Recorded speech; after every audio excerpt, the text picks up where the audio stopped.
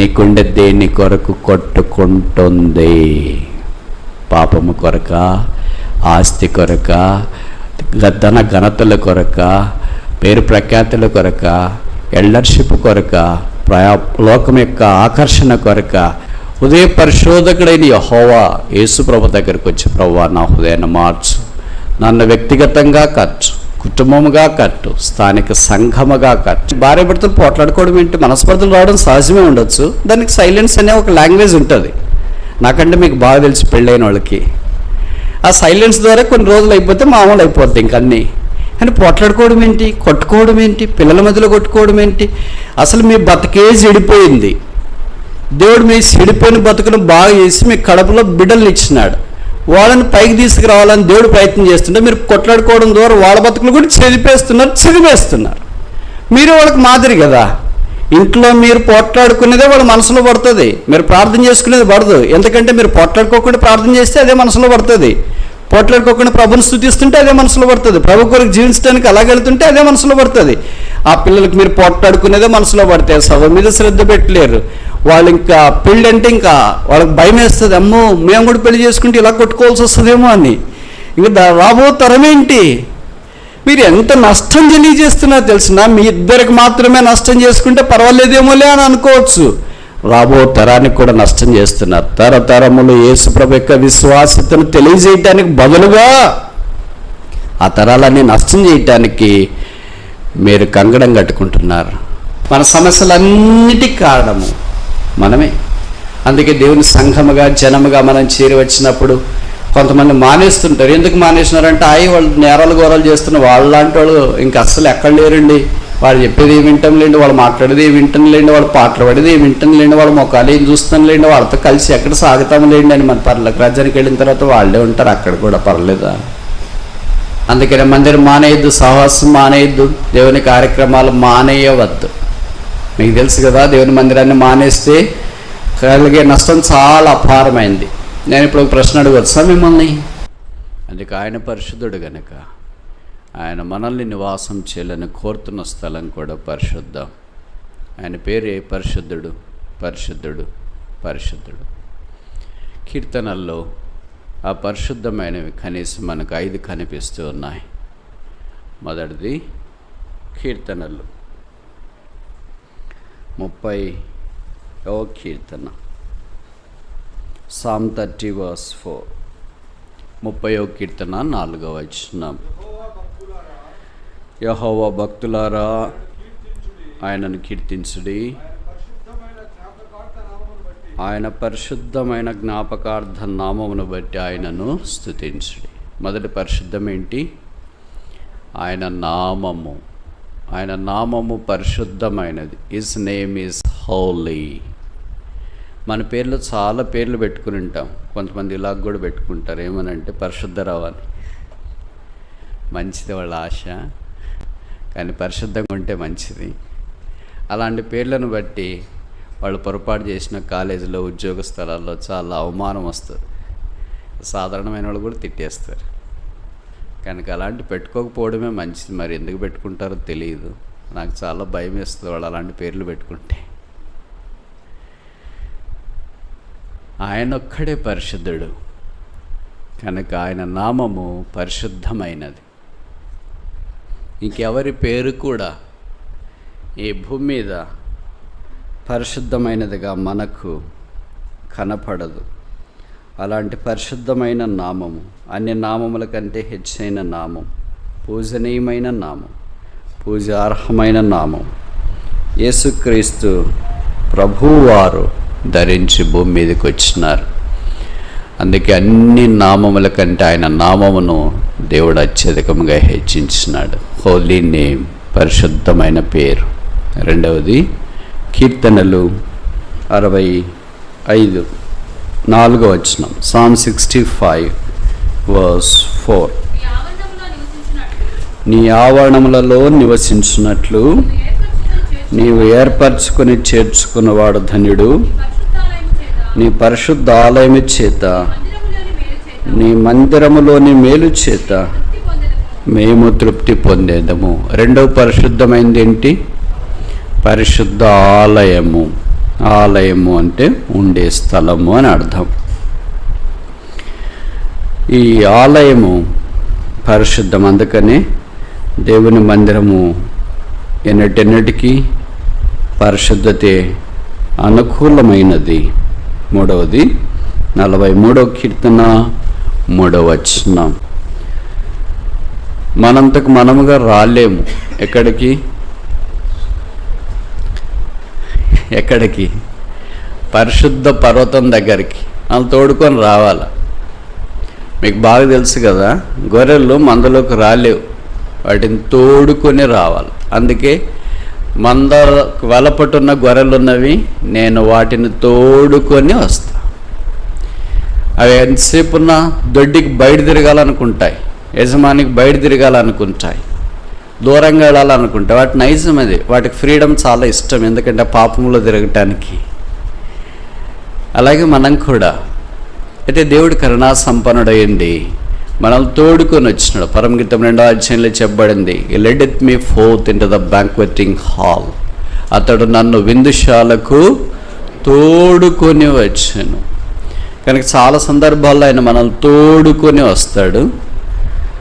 ఇక్కడ ఒకటి చెప్పబడింది ఏంటంటే, పరిశుద్ధ పర్వతము నాకు తోడుకొని వచ్చును. కనుక ఆయన పర్వతం కూడా పరిశుద్ధమైనది. 4వది చూస్తామా, కీర్తనలు 46:4, Psalm 46:4. ఒక నది కలదు, దాని కాలువలు దేవుని పట్టణమును, సర్వోన్నతుని మందిరపు పరిశుద్ధ స్థలమును సంతోషపరచుచున్నవి. 4వది ఏంటి? పరిశుద్ధ స్థలం, హోలీ ప్లేస్. ఇప్పటిదాకా ఎన్ని పరిశుద్ధమైనవి చూచాం? మొదటిది ఏంటి? పరిశుద్ధ నామము, హోలీ నేమ్. రెండవది ఏంటి? పరిశుద్ధ ఆలయం. మూడవది ఏంటి? పరిశుద్ధ స్థలం. స్థలమేనా? 4వది ఏంటి? పరిశుద్ధ స్థలం. 5వది ఆఖరి చూస్తామా, 47:8, Psalm 47:8. Psalm 47:8. దేవుడు అన్ని జనులకు రాజైనాడు, దేవుడు తన పరిశుద్ధ సింహాసనం మీద. This is the climax of his holiness. ఆయన పరిశుద్ధతకు పరాకాష్ఠ ఇది. ఏంటి పరాకాష్ఠ? హోలీ థ్రోన్. ఆయన సింహాసనమే పరిశుద్ధమైనది. కానీ పరిశుద్ధమైన వాడు అపశుద్ధమైన దగ్గర కూర్చోలేడు. నేను శుభ్రంగా ఉన్నాం, వేరే శుభ్రం లేని స్థలంలో కూర్చోమంటే నిలబడే ఉంటాం, పర్లేదులేండి అంటాం. ప్రభువారు ఆయన పరిశుద్ధుడు కనుక ఆయన సింహాసనం కూడా పరిశుద్ధమైనది. ఈ అనుభవంలోనికి మనల్ని ఆయన తీసుకురావాలని, పరిశుద్ధత లేని మన దగ్గరికి పరిశుద్ధత దయచేయటానికి సిలువలో రక్తము కార్చి చనిపోయి సమాధి చేయబడి తిరిగి లేపబడ్డాడు. ఇప్పుడు ఈ 5 పరిశుద్ధమైన అనుభవాలు దేవుడు మనకు ఉచితంగా ఇవ్వాలని కోరుతున్నాడు. పరిశుద్ధత ఎక్కడైనా దొరుకుతుందే? ఒకవేళ రిలయన్స్ స్మార్ట్ కానీ, స్పెన్సర్స్ కానీ, అమెజాన్ కానీ, ఫ్లిప్కార్ట్ కానీ, స్నాప్డీల్ దగ్గరికి వెళ్ళి మనం ఏదైనా ఐటెం దొరకకపోతే అక్కడ అడుగుతాం కదా, గోధుమలు ఎక్కడున్నాయి, పప్పులు ఎక్కడున్నాయి, వేరుశనగ ఎక్కడున్నాయి, బట్టలు ఎక్కడున్నాయి, ఏదో అడుగుతుంటాం. అట్లా అడిగామనుకో, పరిశుద్ధత ఎక్కడుందండి అని, ఇంకోసారి చెప్పండి అంటారు. సరే, రెండవసారి చెప్పాం పరిశుద్ధత ఎక్కడ, వేర్ ఇస్ హోలీనెస్. అర్థం కాక అటు ఇటు ఎవరినైనా పిలుస్తారు, ఏదో అడుగుతున్నారు నాకు అర్థం కాలేదని. ఎంతమందిని పిలిచినా, ఎంతమందితో ఈ మాట చెప్పినా వాళ్ళకి అర్థం కాలేదు, ఇది ఇక్కడ దొరకదు. అది ఒకే ఒక స్థలంలోనే దొరుకుతుంది. ఎక్కడ? సిలువ దగ్గర. ఆయన పరిశుద్ధుడు, ఆయన సిలువ వేశారు. కనుక నీవు నిలువబడి ఉన్న స్థలము, the place where thou standest is holy. నిర్గమకాండం 3వ అధ్యాయం, నిర్గమకాండము 3వ అధ్యాయం 5వ వచనం. అందుకు ఆయన దగ్గరకు రావద్దు, నీ పాదల నుండి చెప్పులు విడుము, నీవు నిలిచియున్న స్థలము పరిశుద్ధ ప్రదేశం అనెను. So the place where thou standest is holy. మనం నిలువబడిన స్థలము పరిశుద్ధ ప్రదేశం. అప్పుడు మోషే మండుచున్న పొద దగ్గర నిలబడ్డాడు. ఇప్పుడు మనకు మండుచున్న పొద లేదు, కానీ మండుచున్న పొదలో ప్రత్యక్షమైన వాడైన యేసు ప్రభు శిలువ దగ్గరికి వచ్చి మనం నిలవబడ్డాం. అదే పరిశుద్ధమైన స్థలం కనుక అక్కడ నిలువబడ్డ చాలా ప్రాముఖ్యమైన సంగతి. పరిశుద్ధ స్థలంలో నిలువబడిన మోషే మనకు కనిపిస్తున్నాడు. అలాగూ దేవుని సన్నిధిలో పరిశుద్ధమైన స్థలములో నిలువబడటానికి కొంతమంది బైబిల్లో మనకు తారసపడతారు. ఇప్పుడు సమయార్థబాటును బట్టి అవన్నీ మనం చూడలేం, కానీ ముందుకెళ్ళటానికి ప్రయత్నం చేస్తాం. ఇలాంటి పరిశుద్ధ స్థలంలో నిలవదగిన గలవాడేవాడు. Who shall stand in his holy place? ఆ ప్రశ్నకు జవాబు కింద వచనాల్లో మనం చూస్తున్నాం. 24వ కీర్తన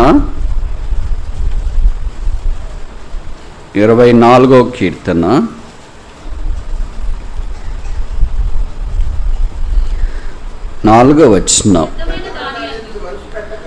వ్యర్థమైన దాని యందు మనస్సు పెట్టక, కపటముగా ప్రమాణం చేయక, నిర్దోషమైన చేతులు కలిగి, శుద్ధమైన హృదయం కలిగి ఉండవాడే. ఇక్కడ 4 లక్షణాలు చెప్పబడ్డాయి. మనం కింద నుండి పైకి వెళదామని నిర్ణయించుకున్నాం కనుక నిర్ణయం ప్రకారము, తీర్మానం ప్రకారము కింద నుండి పైకి వెళ్ళటానికి ఆరంభించున్నాం. దాంట్లో మొదటిది ఏదంటే శుద్ధమైన హృదయము, హార్ట్. ఇక్కడ చేతులు, హృదయం 2 కనిపిస్తున్నాయి. చేతులు బయటికి కనిపించేవి, సో విజిబుల్ లైఫ్, కనబడే జీవితం, పబ్లిక్ లైఫ్. హృదయం అనేది కనబడనది, అంటే లోపట ఉంటుంది. It's interior life, inward life, private life. ఈ రెండిట్లోనూ దేవుడు మన యుద్ధ నుండి పరిశుద్ధత కోరుచున్నాడన్న సంగతి మనకు పరిచయం. కనుక హృదయము సరిగా ఉండట ప్రాముఖ్యం. మీ అందరికి చాలా బాగా పరిచయము. కొత్త నిబంధనలో హృదయం అనే మాట మొదట రాయబడిన సందర్భము మత్తయి సువార్త 5:8 అనుకుంటా. హృదయ శుద్ధి గలవారు, అది యేసుప్రభు నోట్లో నుండే మొదట వచ్చింది. కనుక దేవుని చూడటానికి శుద్ధ హృదయం చాలా ప్రాముఖ్యం. దేవుని స్థలంలో ఉండటానికి అది చాలా అవసరం. బైబిల్ అంతట్లో కొన్ని వీడ్కోలు వర్తమానాలు ఉన్నాయి, ఫేర్వెల్ సెర్మన్స్. పెద్ద భక్తులు వాళ్ళు ఈ లోకాన్ని విడిచిపెట్టి వెళ్ళక మనపు దేవుడు వారి ద్వారా ఉన్న సమూహానికి వీడ్కోలు వర్తమానం అందించినాడు. ఉదాహరణకి ఆదికాండం 49లో యాకోబు తన కుమారులను పిలిచి వారికి ఇచ్చిన సందేశము గ్రంథస్థం చేయబడింది. రెండవది, మోషే ఈ లోకాన్ని విడిచిపెట్టక మనపు ద్వితీయోపదేశ కాండము 33వ అధ్యాయంలో ఆయన ఇచ్చిన వీడ్కోలు సందేశము వ్రాయబడింది.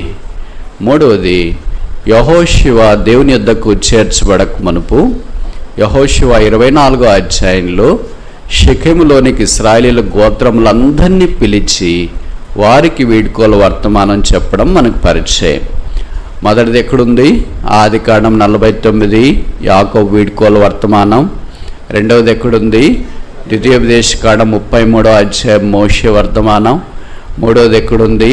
యెహోషువ 24 యెహోషువ వర్తమానం. ఈ 3 స్థూలంగా పాత నిబంధనలు కనిపిస్తాయి.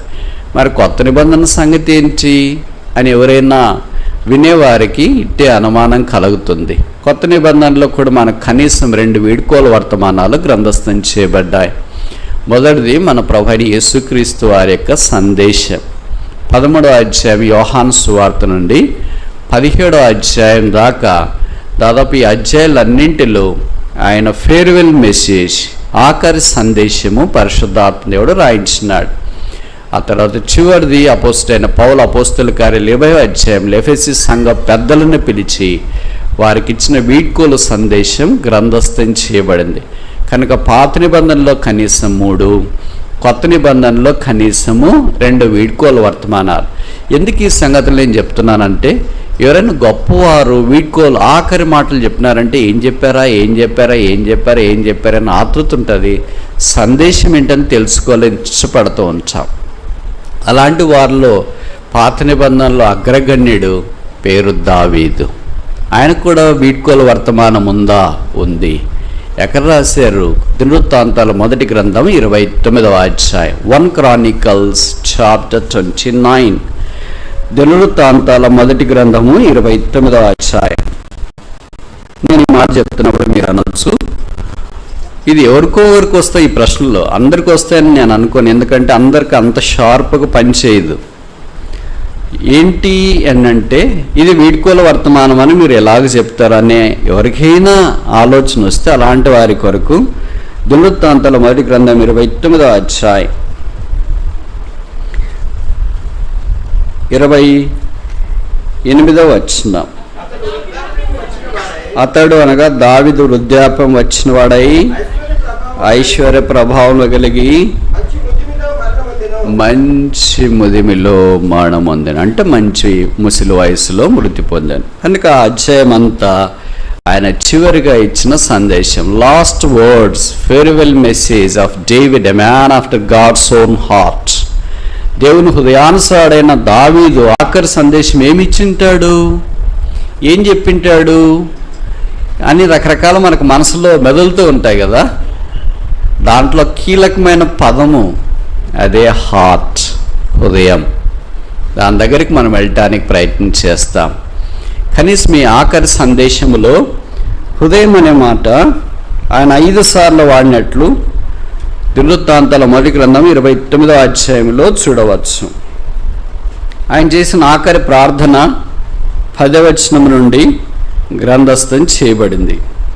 ఈ ప్రార్థనలోనే ఆయన హృదయాన్ని గురించిన సందేశము మన కొరకు ఇచ్చినట్లు చూస్తాం. మొదటిది 1 Chronicles chapter 29 verse 17. దినవృత్తాంతాల మొదటి గ్రంథము 29వ అధ్యాయము 17వ వచనం. నా దేవా, చాలు. ఆయన పని ఏంటంటే హృదయమును పరిశోధించువాడు. ఆయన దేవుడిని ఎంత చక్కగా సంబోధించినాడు చూడండి. 10వ వచనం ఆఖరి వరుస దేవా యెహోవా, 11వ వచనము మొదటి వరుస యెహోవా, తర్వాత 13వ వచనం మొదటి వరుస మా దేవా, 16వ వచనం మొదటి వరుస మా దేవా యెహోవా, 18వ వచనం మొదటి వరుస అబ్రహాము ఇస్సాకు ఇశ్రాయేలును మా పితరుల దేవా యెహోవా. ఈ సంబోధన ప్రార్థన ఎంత అందంగా మనకు కనిపిస్తుందో చూడండి. కనుక దేవుణ్ణి దావీదు ఎంత లోతుగా ఎరిగాడంటే, నా దేవా, మా దేవా, మా పితరుల దేవా, మా అబ్రహాము ఇస్సాకు యాకోబుల దేవా, ఇలాగ దేవుని యొక్క మనస్సును ఎరిగి ప్రార్థన చేసినాడు. ఆ ప్రార్థనలో హృదయాన్ని గురించిన ప్రస్తావన 5 సార్లని మనకు జ్ఞాపకం చేయబడింది. దాంట్లో మొదటిది ఇక్కడ హృదయములను పరిశోధించు దేవుడు. కనుక దీనికి మనం ఒక పేరు పెడదామా?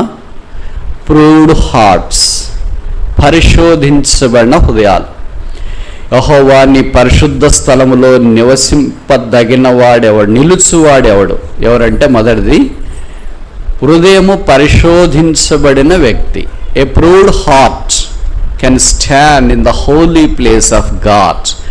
ఇక్కడ సందర్భం నాకంటే మీకు బాగా తెలుసు. 1వ దినవృత్తాంతాలు 29 కట్టబో ఆలయం మనుషునికి కాదు, దేవుడైన యెహోవాకే. కనుక ఈ పని చాలా గొప్పది అని ఆయన ఒక స్థలం సిద్ధపరిచిన తర్వాత ఔరోను కళ్ళము దగ్గర సొలొమోను కట్టడానికి దేవుడు ఆయన్ని సిద్ధపరిచినాడని దావీదు గుర్తించి సొలొమోనుకు అవసరమైన సామాగ్రి, బ్లూ ప్రింట్, తర్వాత అన్ని ఏర్పాట్లు చేసి ఆ కట్టడం కొరకైన ప్రార్థన ఇక్కడ చేస్తూ ప్రజలను ప్రోత్సహించి కట్టడాన్ని గురించి మాట్లాడాడు. ఇప్పుడు మనం కొత్త నిబంధనలోనికి వచ్చిన తర్వాత భౌతికమైన కట్టడం కంటే ప్రాముఖ్యమైన కట్టడం ఏంటంటే ఆత్మ సంబంధమైన కట్టడం, స్పిరిచువల్ బిల్డింగ్.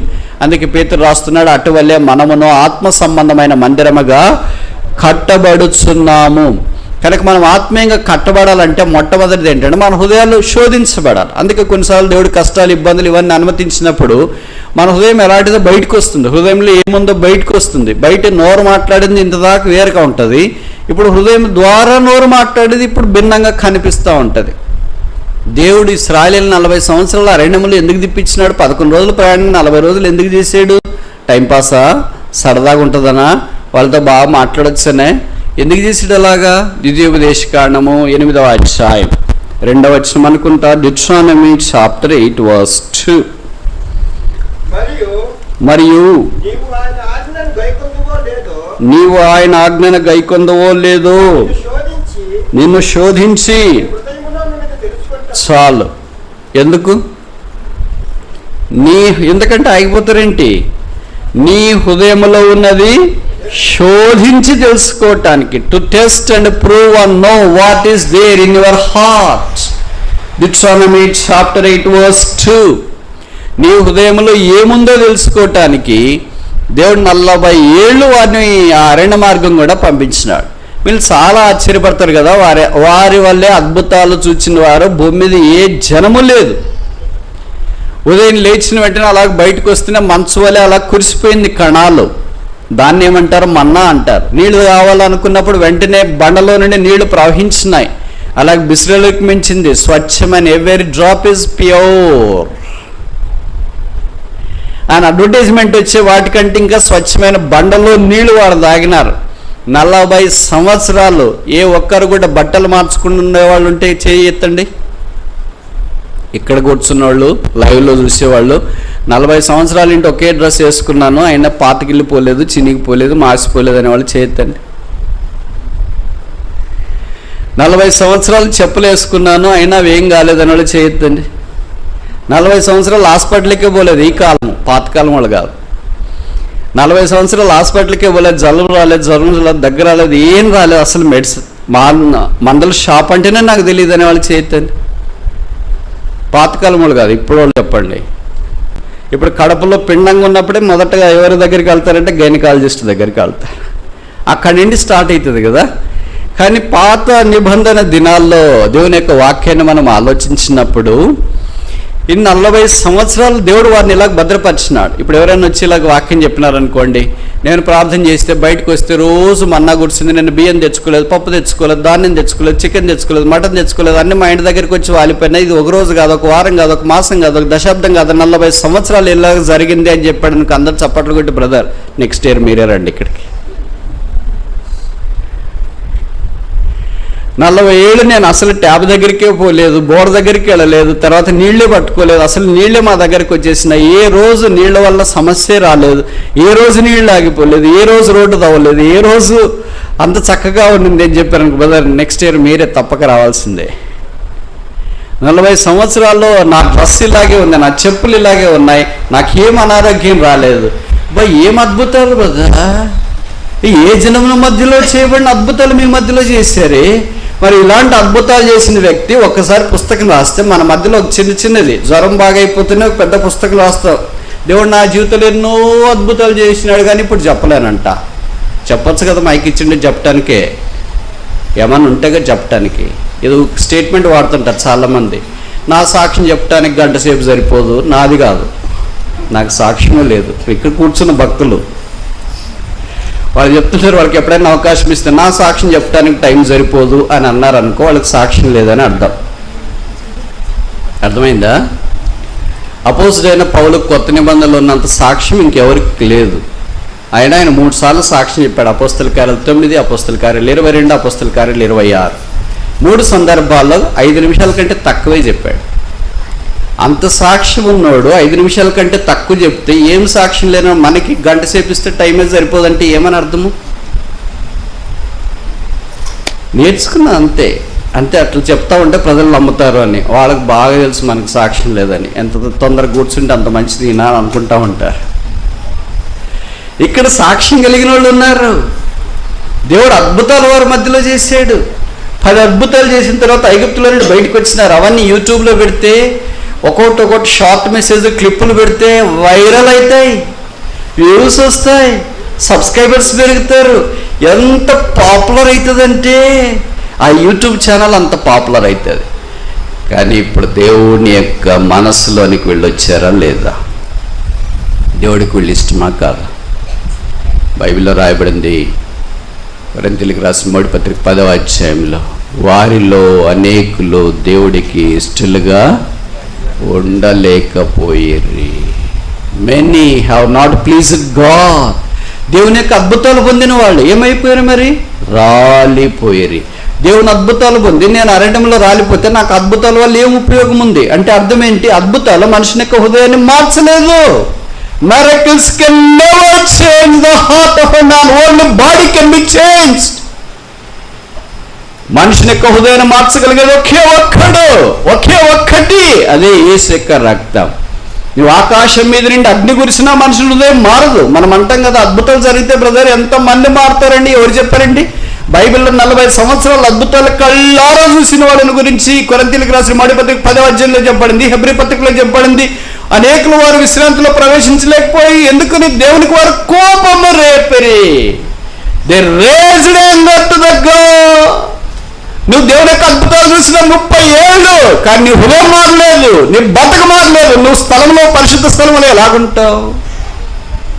నా వల్ల అద్భుతాలు చూసిన వాళ్ళు ఎవరున్నారండి అని మనం అనుకోవచ్చు. వాళ్ళంతా ఇశ్రాయేలీలే. ఎవరు హృదయం మారిందో యెహోషువ, కాలేబుల వలె వారు పరిశుద్ధ స్థలంలో ప్రవేశపెట్టబడుతున్నారు. ప్రభువు నీ హృదయాన్ని మార్చినాడా? నీ జీవితం మార్చబడిందా? ప్రూవ్డ్ హార్ట్, పరిశోధించబడిన హృదయముగా, సువర్ణం వల్ల అగ్నిలో నుండి బయటికి తెచ్చిన హృదయంగా ఉందా? అలాగైతే పరిశుద్ధ స్థలంలో నిలవటానికి యోగ్యులుగా మనం ఆహ్వానించబడుతున్నాం. దావీదు ఇలాంటి హృదయము కలిగిన వాడే ప్రార్థన చేసినట్లు వాక్యం ద్వారా మనకు అర్థమవుతుంది. మరి మన సంగతి ఏంటి? ఇంకా నువ్వు యేసుని అంగీకరించకపోతే, పాపక్షమాపణ, మారు మనసు పొందకపోతే నేడే రక్షణ. ఎందుకు మనలో చాలామంది హృదయాలు ఎంత భద్రంగా ఉంటాయో తెలిసిన, లాకర్ కూడా దీన్ని పగలగొట్టలేదు.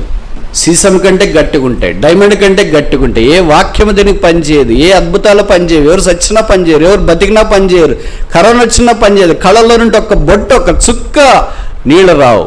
వాళ్ళ హృదయం రాతిదే అని అంటాం. రాతిది కాదు, ఇంకా డాష్ శిల.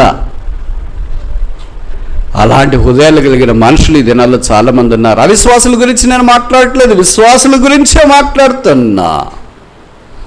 అందుకని కుటుంబాల్లో సమస్యలు, తల్లిదండ్రులకు సమస్యలు, భార్యాభర్తలకు సమస్యలు, ఇరుగు పొరుగు వారికి సమస్యలు, అన్ని సమస్యలు. ఎందుకంటే ఉదయం సరిగ్లేదు. Heart is not right with God. It was not proved true to God. దేవుని ఎదుట సరైనదిగా కనిపించట్లేదు. ఇంకా నువ్వు అలాగే ఉన్నావా? నీ జీవితాన్ని ఎవరు మారుస్తారని తలస్తున్నావా? ఇప్పుడు నీ హృదయాన్ని మార్చాలని కోరుతున్నాడు. మనుషులు మార్చలేరు, మనుషుల చేత కాదు, ప్రభు మారుస్తాడు. నీకు ఇష్టం ఉంటే ప్రభువా నా హృదయాన్ని కూడా మార్చండి, ఆయన మారుస్తాడు. ఒకే ఒక్కడు మార్చ సమర్థుడు, ఆయన పేరే మార్పు లేనివాడు, యేసుక్రీస్తు ప్రభు. ఇంకా నువ్వు యేసుని ఎరగకుండా ఉంటే, పాపక్షమాపణ, మారు మనసు పొందకుండా ఉంటే, ప్రభు నీ హృదయాన్ని కూడా కడిగి శుద్ధీకరించాలని కోరుతున్నాడు. నీకు ఇష్టమేనా? నిన్నెవరు మార్చలేరు. మీ ఇంట్లో వాళ్ళు కూడా అంటుంటారు, నిన్నెవరు మార్చలేరు అని. నువ్వు కూడా అనుకుంటుంటావు, నన్ను ఎవరు మార్చలేరు, ఎవరు చేత కాదు, నా చేత కూడా కాదని నువ్వే అనుకుంటుంటావు. కానీ నిన్నొకడు మారుస్తాడు. ఒకే ఒక వ్యక్తి నీ జీవితాన్ని మార్చగలడు. ఆయన పేరే యేసుక్రీస్తు ప్రభు. ఆయన పరిశుద్ధ స్థలములో నిలవదగిన వాడెవడు? శుద్ధ హృదయం కలిగిన వాడు. ఆ శుద్ధ హృదయం అనేది ఎలాగొస్తుంది? ప్రూవన్ హార్ట్, పరిశోధించబడిన హృదయం ద్వారా కలుగుతుంది. రెండవది చూస్తామా? దినవృత్తాంతాల మొదటి గ్రంథం 29వ అధ్యాయం, 1 Chronicles chapter 29. దినవృత్తాంతాల మొదటి గ్రంథం 29వ అధ్యాయం 17వ వచనం, ఆఖరి వరుస లేదా 2వ వరుస. నేనైతే యథార్థ హృదయం గలవాడనై, చాలు, యథార్థ హృదయం, ప్రిన్సిపల్డ్ హార్ట్. యథార్థ హృదయం అంటే ఆయన హృదయం అంతా ఒక నియమం, పద్ధతి ప్రకారం రిథమిక్గా జరుగుతుంది. ఒక ప్రిన్సిపల్, ఒక ప్రోటోకాల్, ఒక నియమ నిబంధనల ప్రకారం జరుగుతాయి. ప్రోటోకాల్ లేకుండా ఇష్టానుసారంగా అటు ఇటు అడ్డదిడ్డంగా జరగదు ఆయన హృదయం. అందుకని దావీదు తన హృదయాన్ని గురించి మాట్లాడుతున్నాడు. ఎందుకంటే హృదయ పరిశోధకుడు యెహోవా అని ఆయనకు బాగా తెలుసు. తన హృదయంతరంగంలో ఎలాంటి క్షోభలో గురవుతున్నాడో కూడా తనకు తెలుసు. అందుకే దినవృత్తాంతాల 2వ గ్రంథం 16వ అధ్యాయంలో చెప్పబడింది కదా, యథార్థ హృదయంలో బలపరచుట కొరకే యెహోవా కను దృష్టి లోకమందంతటా సంచారము చేయుచున్నది. దేవుడు యథార్థ హృదయాల కొరకు, ప్రిన్సిపల్డ్ హార్ట్స్, నియమము కలిగిన హృదయాల కొరకు ప్రభు చూస్తున్నాడు. మన హృదయంలో నియమం లేదనుకోండి, పలానా చేయాలో ఒక దృఢ నిర్ణయం అనేది చాలా ప్రాముఖ్యం. ఆ యథార్థత లేకపోతే, ఆ వాస్తవికత లేకపోతే, ఆ ప్లెయిన్ హార్ట్ లేకపోతే ఈ ఉదయం కేవలం వ్యర్థం. అందుకే మనం కొంతమందిని గురించి విన్నప్పుడు చూసినప్పుడు అంటుంటాం కదా, వాళ్ళు చాలా మంచోళ్ళు. ఎలాంటి మంచోళ్ళు అంటే వాళ్ళ హృదయం చాలా ప్లెయిన్, చిన్న పిల్లల లాంటి హృదయము, వాళ్ళు ఉన్నది ఉన్నట్టుగానే మాట్లాడేస్తారు అని మాటలు మనం వింటూ ఉంటాం. కొంతమంది ఎలాగ మాట్లాడతారో అది కూడా మనం వింటాం. వాళ్ళు లోపల ఒకటి పెట్టుకొని బయట ఒకటి మాట్లాడుతున్నారు. వాళ్ళు మాట్లాడితేనే నాకు నచ్చదు చూడు, మాటలు అస్సలు వినబుద్ధి కాదు చూడు అనుకుంటా. ఎందుకంటే వాళ్ళు యథార్థ హృదయాలు కాదన్న సంగతి మనకు తెలుసు. యథార్థ హృదయాలు కాని వారు దేవుని యొక్క పరిశుద్ధ స్థలములో నిలువబడలేరు. మన హృదయం ఎప్పుడు యథార్థంగా ఉండాలి. ఇంక చాలు, గత కాలమే చాలు. దేనికి వేషధారణకి, దేనికి లోపట ఒకటి బయట ఒకటి, దేనికి హృదయంలో ఒకటి నోట్లో ఒకటి, దేనికి హృదయం ఒకటి నోట్లో ఒకటి, దేనికి జీవితం మాటలు ఒకటి, జీవన శైలి ఒకటి. కొత్త బతకటానికి ప్రయత్నం చేస్తాం. ఇంకా అదే మాటలే, ఇంకా కళ్ళబొల్లి మాటలే, ఇంకా అబద్ధాలే, ఇంకా నష్టాలే, ఇంకా మోసాలే, ఇంకా నేరాలే, ఇంకా ఘోరాలే, ఇంకా లేని వార్తలు పుట్టించేదే, ఇంకా మసాలా పూసేదే, ఇంకా అదని చేసేదే. కొంతమంది మాట్లాడాలంటేనే అసలు ఇష్టమే ఉండదు. ఎందుకంటే వాళ్ళు పూసేదంతా మసాలా, ఏం లేకపోయినా కూడా మసాలా పూసేస్తారు. వట్టి ఏమీ ముక్కలు లేకపోయినా మసాలా తిన్నామనుకో కడుపు ఏమవుతుంది? ఎంత ప్రమాదం కదా. బైబిల్లో రాయబడింది లేని వార్త పుట్టించకూడదని. బహుశా అలాంటి వాళ్ళు బైబిల్ చదువురా? మన దగ్గరే ఉంటారు వాళ్ళు. మరి వాళ్ళకి ఏం అనిపించింది ఆ మాట చదువుతున్నప్పుడు? అరే లేని వార్త నేను పుట్టించినానే ఏమని. ఎప్పుడు ఏం తప్పించుకోలేము. కాని పని చేస్తే, జరగకూడదు జరిగితే మనం ఏమనుకుంటామంటే మనకేమవుతుందిలే అని. అట్లెప్పుడు అనుకోవద్దు. ఏం విత్తుతావో అదే కోస్తావు, ఏం మాట్లాడతావో నీకు కూడా అదే మాట్లాడే వాళ్ళు వస్తారు. ఈ మధ్యలో ఒక స్థలానికి వెళ్ళాను. ఒక బ్రదర్ చెప్తున్నాడు, బ్రదర్ మా మీద ఒక ఆయన చాలా దూషించినాడు. ఎంత దూషించినాడంటే అంత అవమాన పాలు చేసాడు. ఇప్పుడు వాళ్ళ దగ్గరికి వచ్చి బ్రదర్ నా కొరకు ప్రార్థన చేయండి అంటున్నాడు. ఎందుకంటే చనిపోవటానికి సిద్ధంగా ఉన్నాడు, అవసరం దశలో ఉన్నాడు. నేను కూడా ఆయన చూసిన, నేను కూడా చేతులెత్తి ప్రార్థన చేసిన. పక్కన వాళ్ళు అన్నారు, ఆయన ఎలాంటి వాడో తెలుసా, నువ్వు చేతులెత్తి ప్రార్థన చేస్తావు అని అన్నారు. నాకంటే పాపేం కాదుగా, నాకంటే ఘోరమైన వ్యక్తి ఏం కాదు కదా. దేవుడు యథార్థ హృదయాన్ని ఇష్టపడతాడు.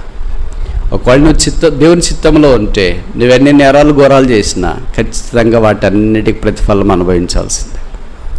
తప్పించుకుంటాను, నన్నెవరు చేస్తానులే ఇలాగా అని అనుకోవద్దు. బైబిల్లో రాయబడింది యేసు అందరినీ ఎరిగిన వాడు.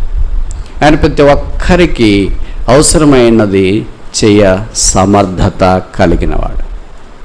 కనుక యేసు ప్రభు నామమున దేవుడు మనకి ఇచ్చిన దాన్ని గ్రహించడానికి మనం ప్రయత్నం చేస్తాం. మూడవది చూస్తామా? దినవృత్తాంతాల మొదటి గ్రంథం 29వ అధ్యాయం, 1 Chronicles chapter 29 verse 18, 18వ వచనం.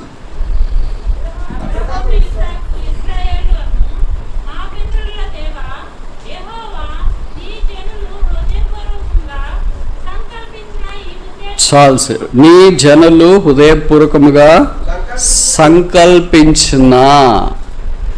హృదయానికి ఒక సంకల్పం ఉంటుంది, సంకల్పము కలిగిన హృదయం. దీన్ని ఇంగ్లీష్లో చాలా సులభంగా అనొచ్చు, పర్పస్డ్ హార్ట్. ఒక ఉద్దేశం కలిగిన హృదయం. దానియేలు 1:8 చెప్పబడింది, Daniel purposed in his heart he should not defile himself by the king's meat. రాజు భుజించు భోజనం చేత తన హృదయాన్ని లేదా తనను అపవిత్రపరచుకొనకూడదని దానియేలు ఉద్దేశించి. ఉద్దేశము అంటే మీలో బాగా తెలిసిన వాళ్ళు కొంతమంది ఉంటారు, ముఖ్యంగా సైన్స్ చదువుకున్న విద్యార్థులు. సైన్స్లో ఇంటర్మీడియట్లో కానీ డిగ్రీలో కానీ ప్రాక్టికల్స్ ఉన్నాయనుకో దానికి రికార్డు రాయాలి. రికార్డు రాసేటప్పుడు మొట్టమొదట రాసే హెడ్డింగ్ ఏంటి? ఉద్దేశం, ఎయిమ్, ఆబ్జెక్ట్ అని రాస్తారు. దాని తర్వాత ఇంకెంత ప్రోటోకాల్, ప్రొసీజర్స్, చివరికి ఏంటి ఇన్ఫరెన్స్, కంక్లూషన్ అని రాస్తా. మొదటే రాసేది ఏంటంటే ఉద్దేశం. ఏం ఉద్దేశం? ఎందుకు ఈ ఎక్స్పెరిమెంట్ చేస్తున్నాం? ఏదో ఒక ఉద్దేశం ఉంది. పలానా సూర్యకిరణాలు ఎలాగ పడతాయి చూడాలని అనుకుంటున్నాను, లేదా ప్రిజమాటిక్ రిఫ్లెక్షన్ ఎలాగుందో చూడాలనుకుంటున్నాను, స్క్రీవ్ గేజ్ ఎంత బరువు మోస్తుందో చూడాలి. ఏదో ఒకటి ఉద్దేశం అనేది ఒకటి ఉంటుంది కదా. అలా ఫిజిక్స్ కానీ, కెమిస్ట్రీ కానీ, బాటనీ కానీ, జువాలజీ కానీ దానికి ఒక ఉద్దేశం ఉంటుంది. మన హృదయాన్ని దేవుడు తెరిస్తే ఈ హృదయంలో ఏమైనా ఒక ఉద్దేశం ఉందా లేదా? ఉంది, నాకు తెలిసి. ఏమని? వీలైనంతగా పాపం చేసి చచ్చిపోవాలా అని. ఈ హృదయం తెరిచిన వెంటనే దేవుని కొరకు ఏమైనా కనిపిస్తుందా? సిలువ, శిలువ త్యాగము, శిలువ కార్యములు, శిలువ కొరకు నేను జీవించాలా, నా కొరకే ఏ ప్రభు అయితే శిలువ మీదకి వెళ్ళి రక్తం కాచి చనిపోయి సమాధి చేయబడి తిరిగి లేపబడ్డాడు, ఆ ప్రభు కొరకు నా హృదయం అంతా అర్పిస్తున్నానని తీర్మానం హృదయంలో కలిగి ఉంటే ఎంత బాగుంటుంది. Daniel purpose this heart. దానియేలు తన హృదయం అంతా అలా తీర్మానం చేసుకుని సంకల్పం చేసుకున్నాడు. ఊరికి వచ్చి వినేసి ఎన్ని వార్షికోత్సవాల సందేశాలు విన్నా, ఎన్ని రాసుకున్నా, రికార్డు చేసుకున్నా, రాసుకోకపోయినా, బైబిల్ పక్కన పెట్టేసి దిక్కులు చూస్తున్నా, ఏం చేస్తున్నా నీకు ఏమీ ఉపయోగం ఉండదు. హృదయంలో కార్యసిద్ధి కలిగించబడటానికి పరిశుద్ధాత్మ దేవుడికి అప్పగించుకోవాలి. అదే పాత నిబంధనలో ఇలాగ వాక్యం చెప్పేవాళ్ళు ఉన్నారా? ఇంత పూర్తి బైబిల్ ఉందా? ఇలాగ యూట్యూబ్లు ఉన్నాయా, లేదా వాట్సాప్లు ఉన్నాయా, లేకపోతే ఇంకేముంది వారికి సామాన్యమైన విధానంలో దేవుని వాక్యం వాళ్ళ దగ్గరికి వచ్చింది. అందుకనే మరల ఉదయాన్ని గురించి ఎందుకు చెప్తున్నా, కొన్ని ఎక్కువసార్లు చెప్పాల్సి వస్తుంది. మీకు తెలుసు కదా, యేసుప్రభు వారు కూడా భూమి మీద ఉన్నప్పుడు కొన్ని మరలా చెప్పినాడు. పాత నిబంధనలో కూడా కొన్ని మరలా చెప్పినాడు. ఉదాహరణకు 10 ఆజ్ఞలు ఉన్నాయి. ఎన్నిసార్లు రాశారు పాత నిబంధనలో? కనీసం 2 సార్లు రాసింటారు. అది నిర్గమకాండం 20వ అధ్యాయంలో రాశారు అనుకుంటా. ఆ తర్వాత ద్వితీయోపదేశకాండం 5వ అధ్యాయంలో కూడా రాశారు. ఎందుకు 2 సార్లు రాశారు? ఒకసారి రాస్తే ఉండదు, మళ్ళీ టైం వేస్ట్ ఎందుకు, పేపర్ వేస్ట్ ఎందుకని మనం అనుకుంటాం కదా. అలాగే చాలా సంగతులు 2 సార్లు రాశారు. కొత్త నిబంధనలో కూడా 2 ఆజ్ఞలు మనకు తెలుసు కదా, దేవుణ్ణి ప్రేమించాలా, పొరుగు వారిని ప్రేమించాలా. అది ఎన్నిసార్లు రాశారు మరి? ఒకసారేనా? ఖచ్చితంగా ఒకసారి కంటే ఎక్కువసార్లు రాసింటారు. ఎందుకు రాస్తారు? మనలాంటి వాళ్ళకే. అందుకని మేము కూడా వాక్యం చెప్పేటప్పుడు రెఫరెన్స్లు ఒకసారి కాకుండా ఎక్కువసార్లు ఎందుకు చెప్తాం? మొదటిసారి చెప్పినప్పుడు చాలా మైండ్లో బ్లాంక్లో ఉంటాయి, ఏదో ఆలోచిస్తుంటారు వాళ్ళు. అయ్యో ఏం చెప్పినాడు అని పక్కన వాళ్ళు అడిగి వాళ్ళందరినీ తెలుసుకోకముందు మేము మళ్ళీ ఇంగ్లీష్లో తెలుగులో చెప్తుంటాం. మీలాగా ఎవరైనా ఏకసంధాగ్రహాలు ఉంటే ఎందుకు ఇన్నిసార్లు చెప్తున్నాడు బ్రదర్, ఒకసారి చెప్తే కుదరదా అంటారు. అందరూ మన మాదిరి ఉండరు కదా, డిఫరెంట్గా ఉండేవాళ్ళు కూడా ఉంటారు కదా. కనుక 2 సార్లు 3 సార్లు చెప్తే వాళ్ళు గ్రహించడానికి అవకాశం ఉంటుంది. మొదటిసారి వినని వాళ్ళు 2వ సారి వింటారు, 2వ సారి వినని వాళ్ళు 3వ సారి వింటారు. ఇలాగ ఎన్నిసార్లు వింటారని నెంబర్ ఆఫ్ టైం చెప్తామా? అలా కూడా కుదరదు, అది వల్ల కాదు. కానీ ఇక్కడ వాక్యంలో రాయబడింది ఏంటంటే, ఉదయం యొక్క ఆవశ్యకతను గురించి పరిశుద్ధాత్మ దేవుడు నొక్కి వక్కాడించిన కాడం చేత మరలా అది మనకు జ్ఞాపకం చేయబడుతుంది. శుద్ధ హృదయం గలవారు యెహోవా పరిశుద్ధ స్థలంలో నిలబడగలరు. అది పాత నిబంధనలో దేవుని మందిరాన్ని కట్టడానికి ఎలాంటి హృదయాలు అవసరమో చూసినా, మొదటిది ఏంటి? ప్రూవన్ హార్ట్, శోధించబడిన హృదయం. రెండవది ఏంటి? ప్రిన్సిపల్ హార్ట్, యథార్థమైన హృదయం. మూడవది ఏంటి? పర్పస్డ్ హార్ట్, సంకల్పించబడిన హృదయం. ఏం సంకల్పం ఉంది మనకు? పాటలు మాత్రం పాడుతుంటాయి, యేసు ప్రభు సంకల్పంలో మారవు, మా సంకల్పాలేమో మారుతూనే ఉంటాయి. మనం ఈరోజు ఒకటి అనుకుంటాం, తర్వాత రేపటి నుండి ఎక్కడైతుంది, ఏదో నిన్న వాక్యం చెప్పారు కనుక ఆ వేళ్ళలో ఏదో అనుకున్నాను, ఇప్పుడు అంతా చల్లారిపోయింది అని అనుకుంటా. బొగ్గులు చల్లారిపోయినట్టు చల్లారిపోతే సోమవారం నుండి శనివారం దాకా మళ్ళీ ఆదివారం కొద్దిగా నిప్పేసి కిరోసిన్ పోసి అది ఇది చేస్తే మళ్ళీ కొద్దిగా వేడవుతుంది. ఇదే సరిపోతుంది. వారాలు వార్షికోత్సవాలు 30 వార్షికోత్సవాలు అయ్యాయి. ఏమైనా సంకల్పం ఉందా? వాచ్మన్ అనే గొప్ప విశ్వాస్ వేడి ఇలాగన్నాడు, I want nothing for myself, I want everything for my Christ. ఇంకోసారి చెప్పునా, I want nothing for myself, I want everything for Christ. నాకుగా ఏమీ అవసరం లేదు, నాలో ఉన్న క్రీస్తుని బట్టి నాకు అన్నీ అవసరమే. మనమేమనుకుంటాం, Christ doesn't want anything, I want everything. క్రీస్తుకి ఏమొద్దు, అన్నీ నాకే కావాలి. ఎంత తేడా ఉంది భక్తుల జీవితాలకి మన జీవితాలకి. ఆ తేడా రోజులు గడిచే కొలది ఇంకా ఎక్కువైపోతుంది. అందుకని ఇది ఎలాగొస్తుందంటే, బయట మనుషులు చూస్తాం, లోకాన్ని చూస్తాం. సోమవారం నుండి శనివారం దాకా ఆఫీసులకు వెళ్ళి, కాలేజీలకు వెళ్ళి, స్కూల్కి వెళ్ళి అది చూస్తుంటే వాళ్ళ ప్రయారిటీస్ చూస్తాం, వాళ్ళ టేస్టులు చూస్తాం, వాళ్ళ ఐడియాస్ చూస్తాం, వాళ్ళ ఐడియాలజీ చూస్తాం. ఇవన్నీ చూసిన తర్వాత మనకెందుకు ఉండకూడదు, మనం ఎందుకు ధరించుకోకూడదు, మనం ఎందుకు ఇలా ఉండకూడదు అని మనకు అనిపిస్తూ ఉంటుంది. అది కాదు, మన పద్ధతి కాదు, మనం వేరే వాళ్ళు వేరే అనే అవగాహన లేకపోవడం చాలా విషాదకరమైన సంగతి. అందుకని అలాగే ఉండాలని, ఫోటో టైప్గా ఉండాలని, ఫోటో కాపీగా ఉండాలని, జిరాక్స్గా ఉండాలని మనం ట్రై చేస్తుంటాం. అందుకే మన వస్త్రధారణ, మాట తీరు, ప్రవర్తన, నడక, fashions, objectives, ideas, ideology, isms అన్నీ లోకంతో కలిసిపోయింది. ఆ మధ్యలో మంచి మెయిన్ రోడ్లో ట్రాఫిక్ జామ్ అయిపోయిందంట. ట్రాఫిక్ పోలీస్ వచ్చి ఎందుకే ఇక్కడ ఆపుకొని ఉన్నావు అంటే నాకేం తెలుసండి, ఆయన కూడా ముందోడు ఆపుకొని ఉన్నాడు అని అన్నాడు. ముందు దగ్గరికి వెళ్ళాడంటే ఎందుకే నువ్వు ఇక్కడ ఆపుకొని ఉన్నావు అంటే నాకేం తెలుసండి, ముందోడు ఆపుకొని ఉన్నాడు అన్నాడు. వాడి దగ్గరికి వెళ్ళాడు, ఎందుకే నువ్వు ఆపుకొని ఉన్నావు అంటే నాకు కూడా ఏం తెలియదండి, ముందోడు ఆపేసాడు అన్నాడు. అలాగ అందరిని అడిగితే ముందు దగ్గరికి వచ్చిన వాడు నిలబడి ఉంటే పైకి చూస్తే ఏంటి పైకి చూస్తే అలాగా ఆగిపోయావు అండి, ఎందుకు ఇలాగ ఆగిపోయావు, నిన్న బట్టి ట్రాఫిక్ అంతా అయిపోయింది, భలే వాళ్ళండి నా బాధ నాకు ఎక్కువైపోయి మెడబట్టుకొని తిరగలేకుండా ఇలా నిలబడి ట్రాఫిక్ ఆగిపోయింది అంటున్నారు. మెడబట్టుకొని ఇలా పైకెత్తి అలాగే చూస్తుంటే వెనకున్న కోతలు కూడా ఏం చేస్తున్నాయంటే ఏదో ముందు కోత చూస్తుందని అన్ని they followed all the suit. అందుకని పక్కన ఏదో ఎక్కడికి వెళ్తున్నా, ఎందుకు అలాగే వెళ్ళారు, ఎందుకు ఆ షాప్కి వెళ్ళారు, ఎందుకు అక్కడికి వెళ్ళారు, ఎందుకు వెళ్ళారంటే మెడబట్టుకుని వెళ్ళారు కొంతమంది. నువ్వు కూడా మెడబట్టుకుని వాళ్ళని చూసుకొని ఇలాగ మనం కూడా వెళ్తే బాగుంటుందని. తీరా నీకు తెలిసిన అర్థం సంగతి ఏంటంటే తాత్పర్యం ఏంటంటే వాళ్ళు మెడబట్టుకొని అలాగే నిలబడినారని. అది నీకేం లేదుగా, వెళ్ళొచ్చుగా, ముందు నిలబడ్డారని ఇలాగా, పక్కన వాళ్ళు వెళ్ళారని ఇలాగా, క్లాస్మేట్స్ బెంచ్మేట్స్ సీనియర్స్ జూనియర్స్ ఇరుగు పొరుగు వెళ్ళారని ఇలాగా. అలా కాదు మన క్రైస్తవ జీవితం. ఒకడు మన మాదిరి. నేను క్రీస్తుని పోలి నడుచుకున్న ప్రకారం నన్ను పోలి నడుచుకున్నాడు. కానీ యేసు ప్రభువే మాదిరి కనుక ఆ మాదిరిలో మనం ఉండాలని కోరబడుతున్నాం. ఆయన పరిశుద్ధ స్థలములో నిలవదగిన వాడు ఎవడు? 4వ హృదయాన్ని చూస్తామా? దినవృత్తాంతాల మొదటి గ్రంథం 29వ అధ్యాయం. అమ్మా ఇంకా కొంతమంది అనుకోళ్ళు ఉంటారు కదా.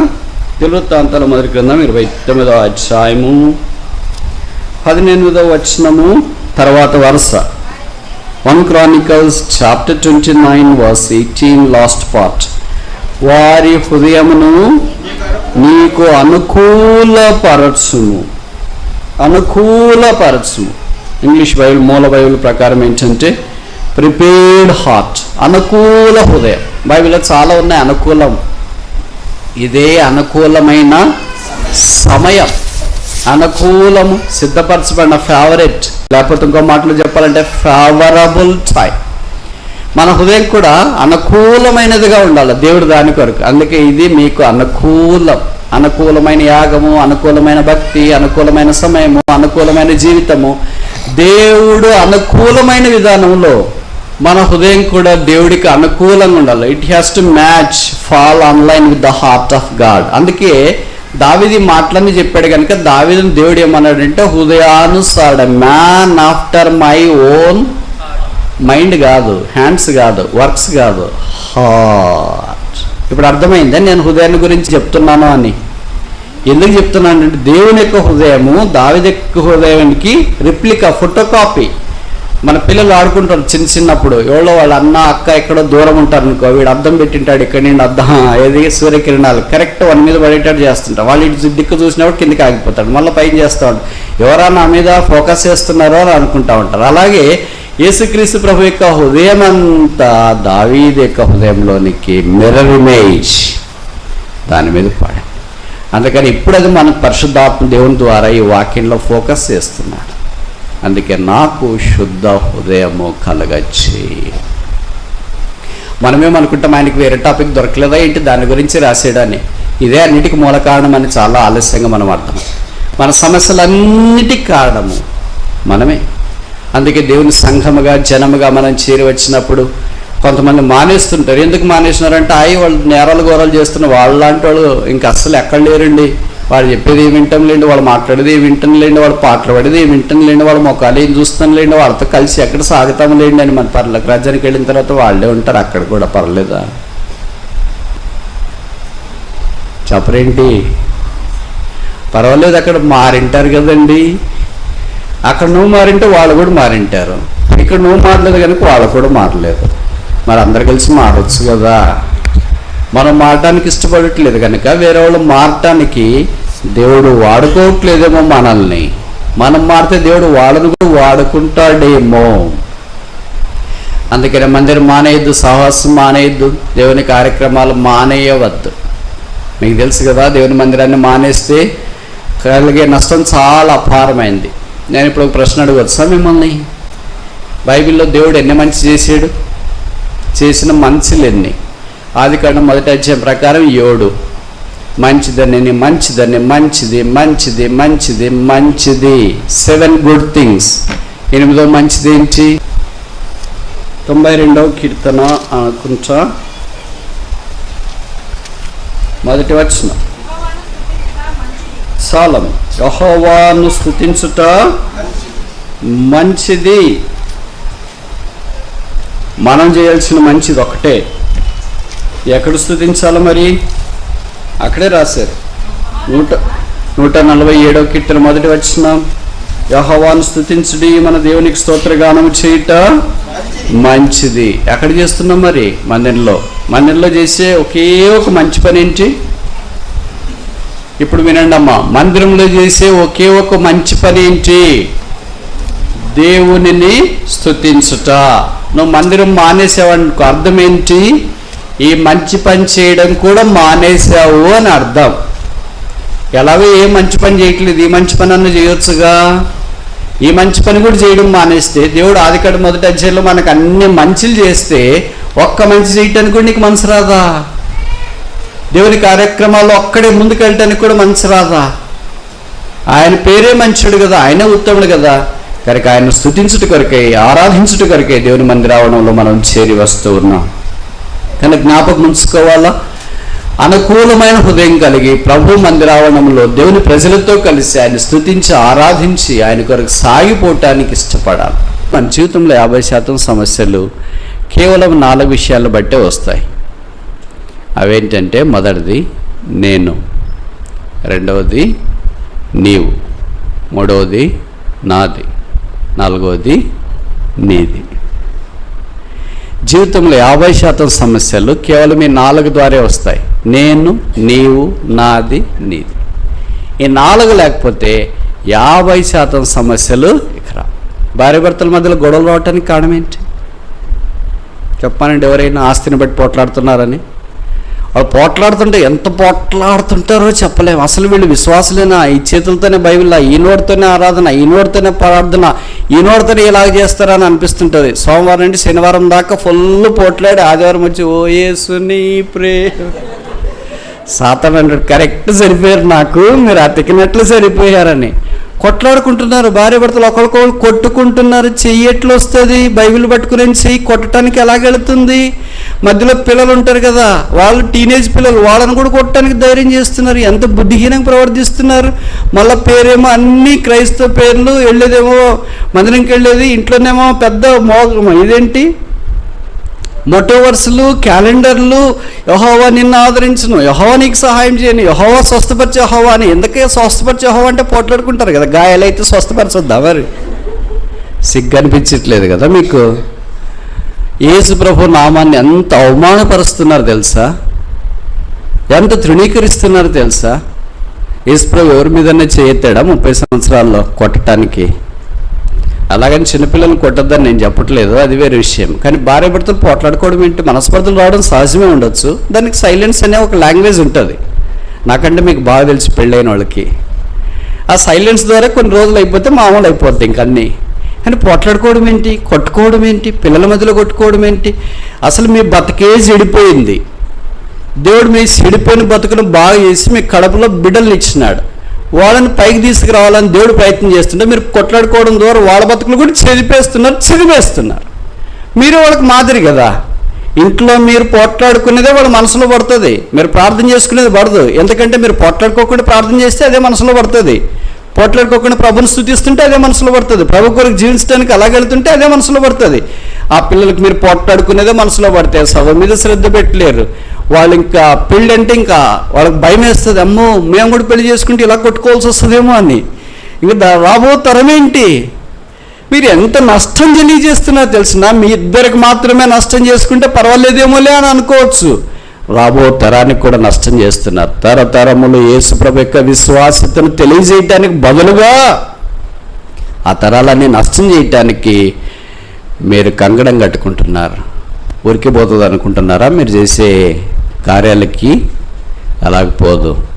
దేవుడు నిన్ను తాకేదాకా అలాగే లాక్కొని రావద్దు. దేవుడు నీకు ఇచ్చిన అవకాశంతో సెట్ చేసుకో. ప్రభు, నా హృదయం ఇలాగుంది, మా ఆవిడ మీద చేయెత్తుకొని పోతున్నా, మా ఆయన మీద చేయెత్తుకొని పోతున్నా, నోరు వేసుకొని పడుతున్నా, తిడుతున్నా, పోట్లాడుతున్నా, పిల్లల మధ్యలో తిడుతున్నా, అంతా నా బతుకు చెడిపోయింది ప్రభువా, నన్ను మార్చు. అలాగ సిద్ధపరచబడిన అనుకూలమైన హృదయం వాళ్ళని దేవుడు ఆత్మ సంబంధమైన వ్యక్తులుగా కడతాడు. 5వ దాకా చూసి ముగిస్తామా?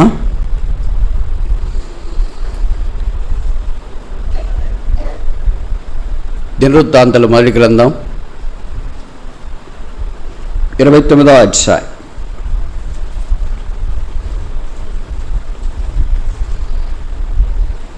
19వ వచనం.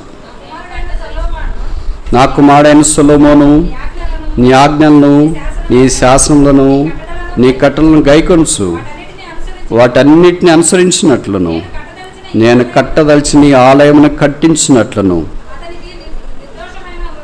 నిర్దోషమైన హృదయము దయచి. కనుక కట్టడానికి ఏం కావాలా? సొలొమోను జ్ఞానము దయచేయమని ఇక్కడ ప్రార్థన చేయట్లేదు. అవసరమైన మెటీరియల్ దయచేయం, బ్లూ ప్రింట్ దయచేయం, పనివారం దయచేయమని ప్రార్థన చేయట్లేదు. అవన్నీ అవసరమే, కాదని కాదు. నిర్దోషమైన హృదయం. ఇంగ్లీష్లో రాయడం పర్ఫెక్ట్ హార్ట్. ప్రభువు అన్నాడు, be perfect as I am perfect. నేను పరిపూర్ణుడై ఉన్నాను కనుక మీరును పరిపూర్ణులైండు. పరిపూర్ణత వైపు ముందుకెళ్ళటానికి మనం సాగిపోవాలని కోరబడుతూ ఉన్నాం.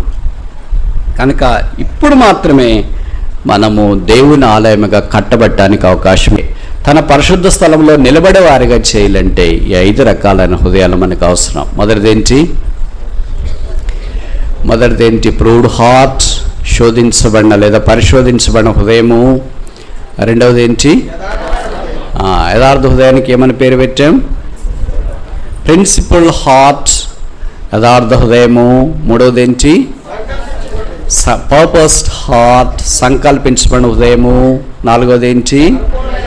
ప్రిపేర్డ్ హార్ట్, సిద్ధపరచబడిన హృదయము. ఐదవది ఆఖరిది పర్ఫెక్ట్ హార్ట్, నిర్దోషమైన హృదయం. ఇప్పుడు ప్రశ్న ఏంటంటే, ఆయన పరిశుద్ధ స్థలంలో నిలువదగిన వాడెవడు? శుద్ధ హృదయం కలిగిన వాడే. కనుక అలాంటి శుద్ధ హృదయము మనము ప్రభు ద్వారా పొందాలని దేవుడు కోరుతున్నాడు. మన హృదయాన్ని మనం మార్చుకోలేం కనుక హృదయ పరిశోధకుడైన యెహోవా యేసు ప్రభు దగ్గరికి వచ్చి, ప్రభువా నా హృదయాన్ని మార్చు, నన్ను వ్యక్తిగతంగా కట్టు, కుటుంబముగా కట్టు, స్థానిక సంఘముగా కట్టు, ఆత్మీయంగా కట్టు. భౌతికంగా ఎవరైనా కట్టచ్చు, బేల్దారులు వచ్చి అటు ఇటు కట్టిపోవచ్చు, కానీ ఆత్మీయంగా వాళ్ళు కట్టలేరు. పరిశుద్ధాత్మ దేవుడే కట్టాలని కోరుతున్నాడు. అటువల్లే మనమును ఆత్మ సంబంధమైన మందిరముగా కట్టబడుతున్నాము. రోజులు గడిచే కొలది కట్టబడి దేవుడు దేనికి శిల్పి నిర్మాణకుడై ఉన్నాడు, ఆ పునాదులు గల పట్టణం కొరకు మనం ఎదురు చూడాలని కోరబడుతున్నాం. దినం ప్రభు రాబోతున్నాడు. ఆయనతో పాటు ఉండటానికి మనం కొనిపోబడుతూ ఉన్నాం. కట్టబడకపోతే ఎలా కొనిపోబడతాం? ఆయన క్షణములోనే మార్పు చెందుట కొరకే బూరధ్వని వినిపించినై ఉన్నాడు.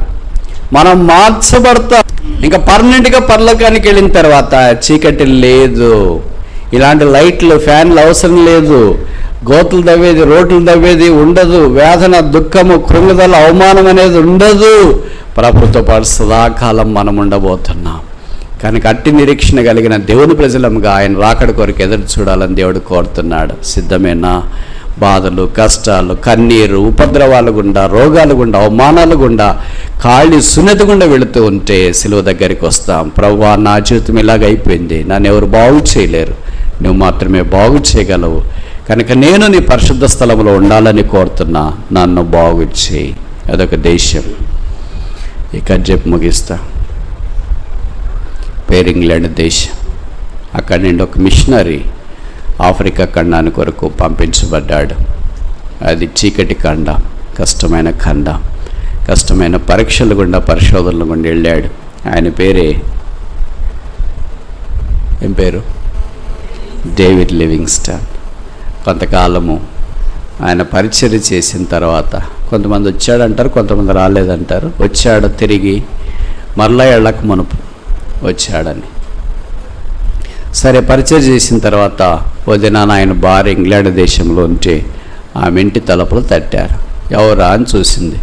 ఎవరో పరిచయము లేని పోలికలు కలిగిన వ్యక్తి. ఎవరండి మీరు? మా ఆయన లేడు ఇక్కడ, ఆయన ఆఫ్రికా ఖండానికి వెళ్ళాడు, ప్రభుని అక్కడ సేవ చేస్తున్నాడు. ఆయన వచ్చినప్పుడు కబురు పెడతాం, అప్పుడు మీరు రండి అన్నాడు. అప్పుడు ఆయన అన్నాడు, honey how are you, it's me. పాశ్చాత్య దేశాల్లో భార్యని భర్తను హనీ అంటారు, ఇక్కడ అట్లా పిలుచుకోరు అనుకో, కొంతమంది పిలుచుకుంటుంటారు. అప్పుడు అవి షాక్ అయినా, Meera Devi, your Devi, yes I'm Devi, your honey, yes I'm honey.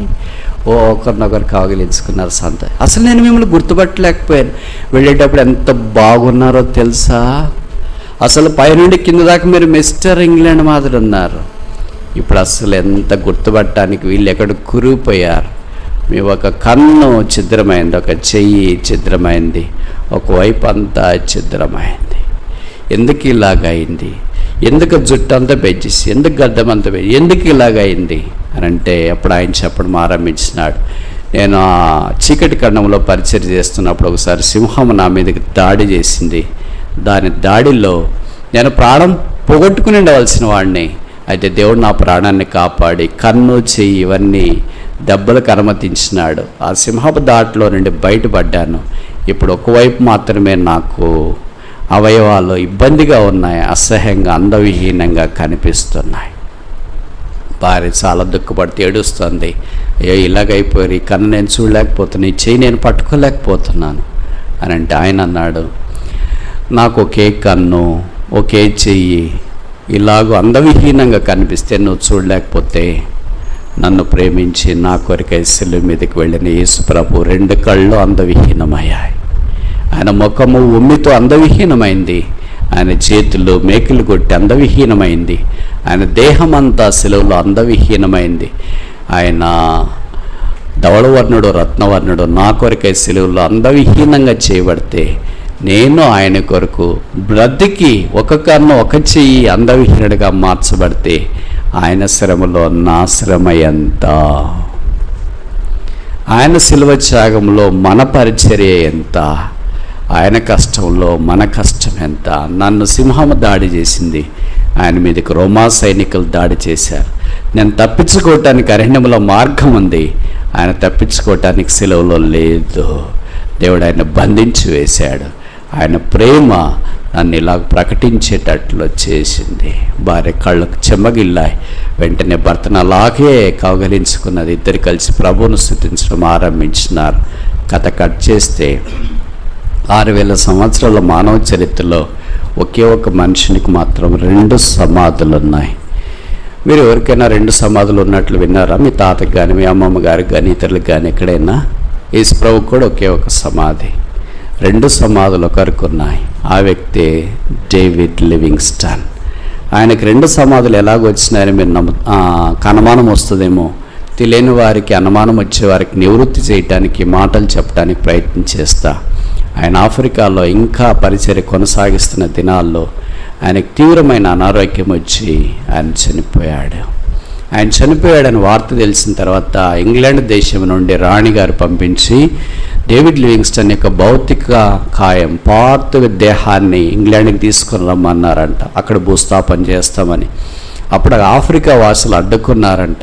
మీరు ఈయన మాకు పరిచయం చేశాడు, యేసు ప్రభు యొక్క శిలువ వార్త వెలుగు మా హృదయాల్లోనికి నింపినాడు, ఈయన పార్థివ దేహాన్ని మేము పంపించము, లేదా తీసుకెళ్లాల్సిందే. అప్పుడు వాళ్ళు అన్నారంట, ఈయన గుండె మా కొరకై కొట్టుకుంది కనుక ఆ గుండెకి ఇక్కడ సమాధి చేస్తాం, గుండె లేని పార్థివ దేహాన్ని మీరు ఎక్కడి నుండి ఇంగ్లాండ్ దేశానికి తీసుకుని వెళ్ళొచ్చు.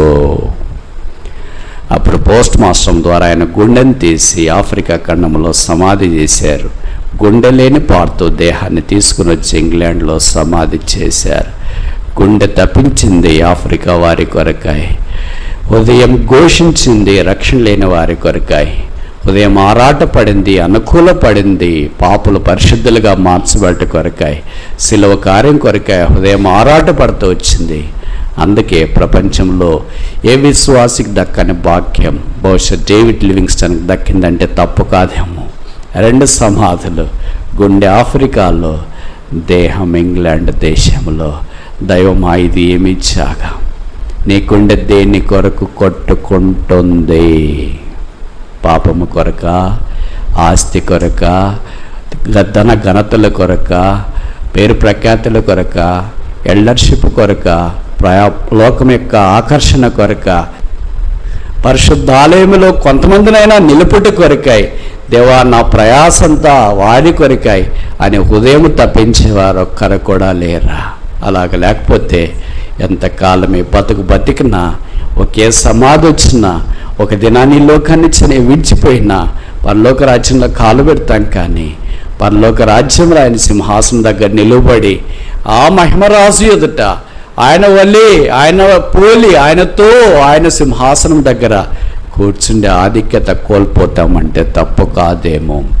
గుండె కలిగిన సియోను, దేవుని ప్రజలారా, నీ గుండె యొక్క లయ, శబ్దం, ధ్వని దేని కొరకు? నీ కొరక, కుటుంబము కొరక, రక్షణ లేని వారి కొరక, దేవుని సంఘము కొరక? దేవుని సేవకులారా, దేవుని సంఘాన్ని బాధ్యత వహించే ఎల్డర్స్, బాధ్యత వహించే వాళ్ళారా, సండే క్లాస్ టీచర్స్ లారా, యూత్ లీడర్స్ లారా, దేవుని యొక్క పరిసరలో పాల్పొందుతున్న పరిచారకులారా, ద్రాక్ష తోటలో పనిచేస్తున్న కూలివానులారా, గుండెలు లేకుండా పరిచయం చేస్తే నిష్ఫలం. గుండె లయబద్ధంగా పరిచయం చేస్తుందని కోరుకుంటే పరిచయలో నిలబడు. గుండె ఎప్పుడు ఆగిపోయిందంటే పరిచయం అవసరమా నీకు? ప్రభువు అవసరమా నీకు? పరిశుద్ధ స్థలం అవసరమా నీకు? నీ జవాబేంటి? ప్రభా, నా గుండె ఆగిపోయింది, నా కొరకు కాకుండా నీ కొరకు కొట్టుకునేటట్లు నా గుండెని చేయవా? యేసు శిలువలో వేలాడుతూ మన కొరకు ఆయన గుండెను అక్కడ శిలువలో అర్పించినాడు.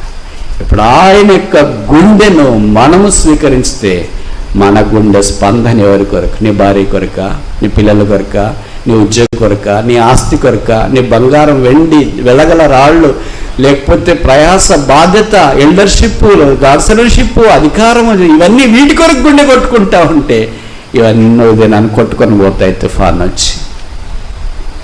రక్షణ లేని వారి కొరకు కొట్టుకునే గుండె, ప్రభు ప్రజలు ఆత్మీయంగా కట్టబట్టానికి కొట్టుకునే గుండె, దేవుని కొరకు సిద్ధపరిచే సంఘానికి అవసరమైన గుండెలు కలిగిన విశ్వాస వీరులు ఇక్కడ కావాలా? అది శుద్ధ హృదయం యొక్క పరాకాష్ట. అంటే గుండెలు ఉన్నాయా? లేకపోతే శిలువ దగ్గరికి వచ్చి కడగబడి శుద్ధీకరించబడి మరలా అప్పగించుకుందాం. ప్రభువా, నాలో శుద్ధ హృదయము దయచి, నా గుండె కూడా లయబద్ధంగా నీ పని కొరకు కొట్టుకున్నట్లు నన్ను వాడుకోవా, నన్ను వాడుకోవా, నన్ను వాడుకో.